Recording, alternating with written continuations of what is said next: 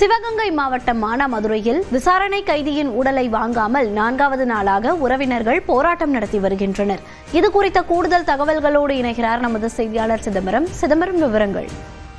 மோனிசா, அதாவது மானாமதுரையில் கடந்த 6ஆம் தேதி 2 வாலிபர்களை வெட்டிய வழக்கில் மானாமதுரையை சேர்ந்த ஆகாஷ் என்ற இளைஞரை போலீசார் கைது செய்கின்றனர்.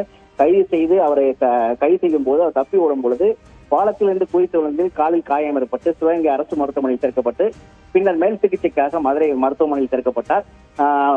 8ஆம் தேதி அதிகாலை அவர் மூச்சுத்திணறலில் உயிரிழந்தார்.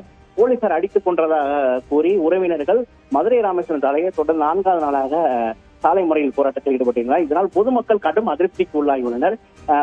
ஒரு நாளைக்கு 20,000க்கும் மேற்பட்ட வாகனங்கள் செல்லும் இந்த வழியில் தொடர்ச்சிய நாளான போராட்டத்தால் அனைத்து பணிகளும் முடங்கி உள்ளதாகவும் குற்றச்சாட்டு கூறுகின்றனர்.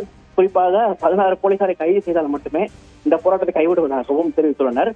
இது பொதுமக்களிடையே இது கடும் அதிருப்தியையும் ஏற்படுத்தி இருக்கிறது. மோனிகா, விவரங்களை பதிவு செய்தமைக்கு நன்றி சிதம்பரம்.